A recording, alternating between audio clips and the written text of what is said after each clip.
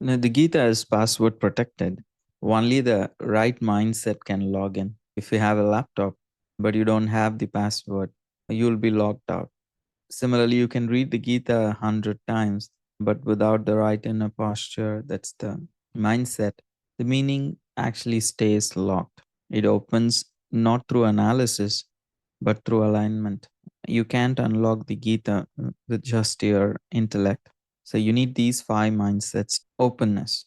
Openness is where the journey begins. We can't receive anything if our cup is already full. In today's world, people often approach texts like the Gita with a skeptical lens. Oh, who really knows what's true? This sounds mythological. But the Gita isn't asking for blind belief, it's inviting us to see through a spiritual lens. Openness isn't just about being agreeable, it's about being willing to see differently, to let the text challenge us. Because Gita is offering a spiritual lens for us to see the world through, for us to see the reality through. So it takes some humility to acknowledge that we might not have it all figured out. So it takes some humility to be open. It also takes some curiosity. As instead of assuming I already know everything, one can be open and willing to learn more. Then it creates space for something deeper to reach us. A little awe or wonder can also help. It is to realize like how much more there is to know from the pages of the Gita once you start learning a little. So that awe or wonder can also help us continue to explore. So Arjuna did not start off surrendered. He argued, resisted, and he tried to reason through it all, which is not a problem. And Krishna listened through. Only when Arjuna admitted, okay, I'm lost, I feel confused, please help me. So then Krishna actually began to speak the Gita. So that moment of openness was the turning point. Without it, there would be no Gita. So, openness is a very important quality to understand the Gita. Patience. We live in an age of instant answers, but spiritual wisdom does not work like a Google search. The Gita takes time to absorb. Its verses are simple, but its meanings unfold slowly over time as we live them. Because many people today may say, oh, I just don't have time. But the real question is, what are we making time for? The mind that says, oh, I'm too busy, is the same mind that is craving for peace and connection.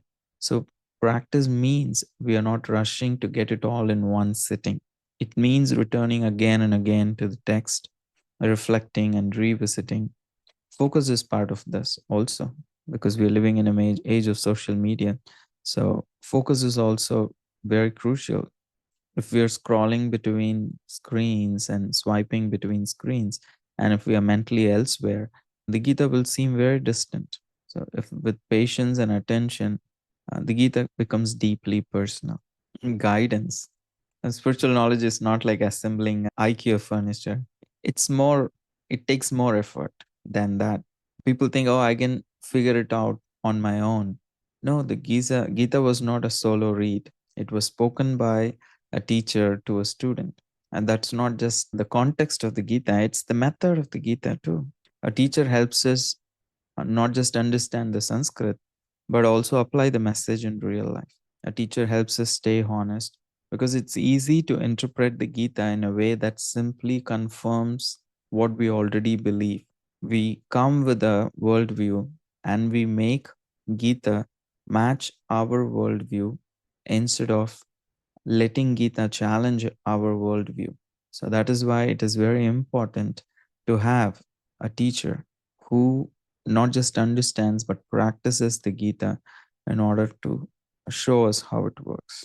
So it is an important part of understanding Gita that we develop a mindset of being willing to take coaching and guidance for understanding the Gita. We do it in all spheres of life. The industry of coaching is such a huge industry today. So why not for Gita? And the next mindset that is crucial is practice. Many people today ask, how do I really know this works? The answer is you won't until you try it. Faith does not grow from theory, it grows from experience. That's why practice is a big one.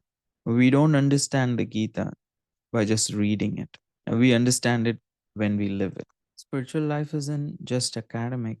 The Gita isn't offering abstract philosophy, it speaks to real life.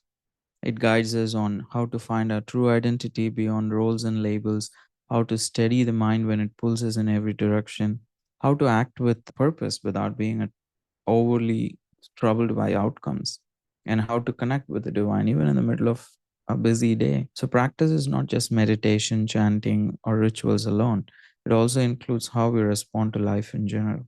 So, when Arjuna heard the Gita, it did not end in a philosophical debate. He picked up his bow and acted with clarity. So, practice is a big one. We understand Gita when we actually live it.